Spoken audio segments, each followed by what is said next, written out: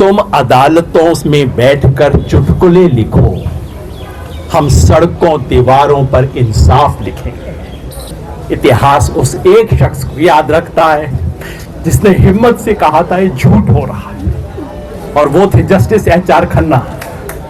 आज उस एच.आर. खन्ना की तस्वीर कोर्ट नंबर 2 में है, इन 4 शख्सों की तस्वीर नहीं। मुझे नहीं पता आज सुप्रीम कोर्ट में क्या हुआ, और सच कहूं तो मुझे बहुत परवाह नहीं है।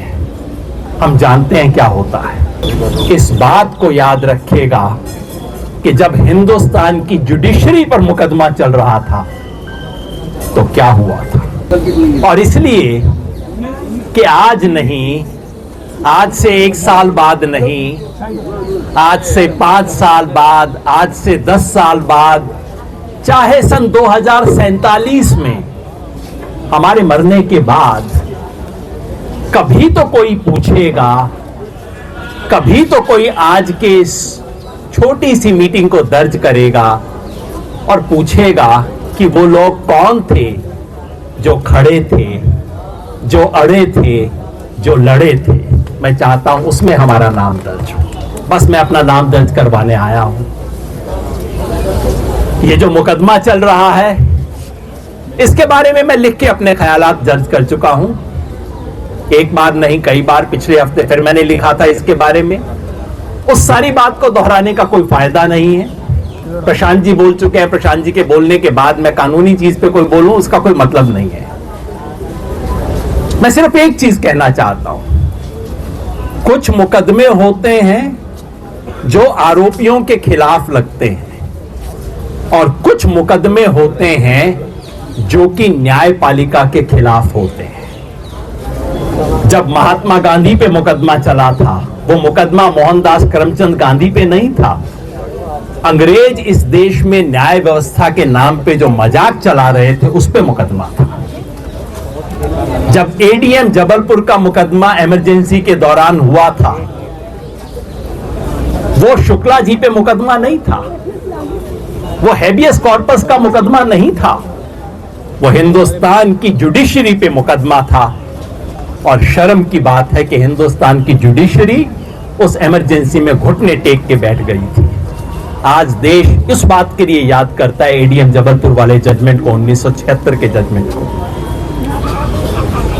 ये जो मुकदमा चल रहा है उमर खालिद के नाम से 10 लोगों पे जो मुकदमा चल रहा है, ये उमर खालिद पे नहीं है, ये इन 10 साथियों पे मुकदमा नहीं चल रहा है, ये हिंदुस्तान की न्याय व्यवस्था पे मुकदमा चल रहा है।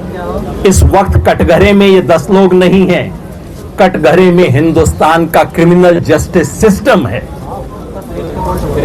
और अफसोस कि अब तक इस मुकदमे में हिंदुस्तान का क्रिमिनल जस्टिस सिस्टम फेल हुआ है। अगर मुकदमे का फैसला किसी के खिलाफ है तो इनके खिलाफ है।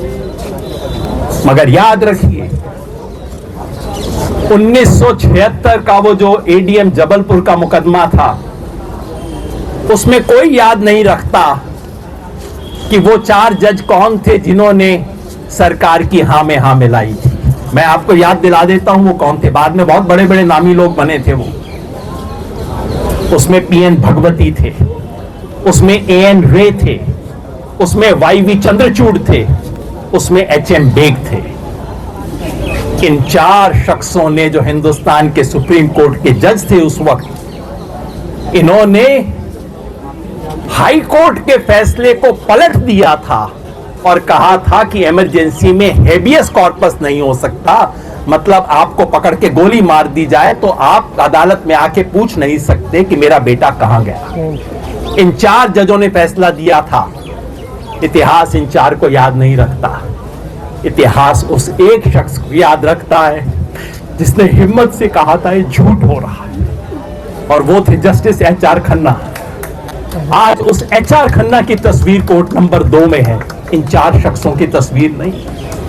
आज उस एच.आर. खन्ना की स्मृति हमारे मन में है, इस देश की आत्मा में है, इन 4 लोगों की नहीं। इन 4 में से 2 ने बाद में माफी भी मांगी। भगवती ने कहा मुझे शर्म आती है, मैंने जजमेंट दिया।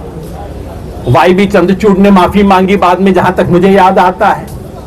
और वाईवी चंद्रचूड़ के बेटे ने अपने बाप के जजमेंट को पलटा सन 2019 में। इतिहास उसे याद रखता है। इसकी भी माफियां आएंगी। मुझे नहीं पता आज सुप्रीम कोर्ट में क्या हुआ, और सच कहूं तो मुझे बहुत परवाह नहीं है। हम जानते हैं क्या होता है। इससे फालतू मैं नहीं कहूंगा, मगर याद रखिए, इतिहास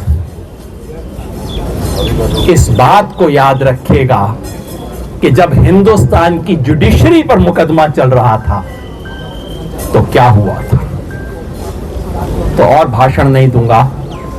मैंने आमिर अजीज की एक कविता को कोट किया था अपने आर्टिकल में, बस वही कविता के कुछ हिस्से पढ़ देता हूं, क्योंकि बार बार जब वैसे ही मैंने दिल्ली हाई कोर्ट का मुकदमे का पढ़ा, मेरे मन में वही बात कौंधी, सब याद रखा जाएगा।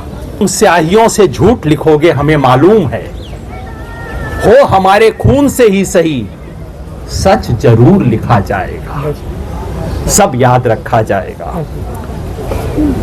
मोबाइल, टेलीफोन, इंटरनेट भरी दोपहर में बंद करके, सर्द अंधेरी रात में पूरे शहर को नजरबंद करके, हथौड़ियां लेकर दफातन मेरे घर में घुसाना, मेरा सरबदन मेरी मुख्तसर सी जिंदगी को तोड़ जाना, मेरे लख्ते जिगर को बीच चौराहे पर मारकर यूं बेअंदाज खड़े होकर झुंड में तुम्हारा मुस्कुराना, सब याद रखा जाएगा।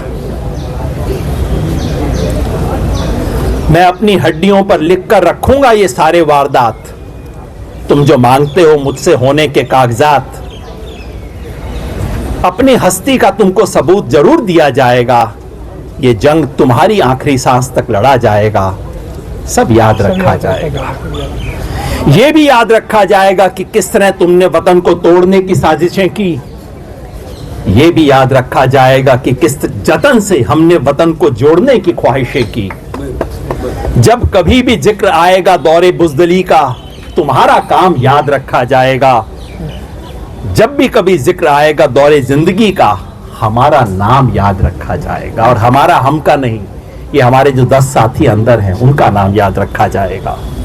कि कुछ लोग थे जिनके इरादे टूटे नहीं थे लोहे की हथौड़ियों से, कि कुछ लोग थे जिनके जमीर बिके नहीं थे इजारेदारों की कौड़ियों से, कि कुछ लोग थे जो टिके रहे थे तूफाने नूर के गुजर जाने के बाद तक, कि कुछ लोग थे जो जिंदा रहे थे अपनी मौत की खबर आने के बाद तक। भले भूल जाएं पलक आंखों को मूंदना, भले भूले जमी अपनी धुरी पर घूमना, हमारे कटे परों के परवाज को, हमारे फटे गलों की आवाज को याद रखा जाएगा।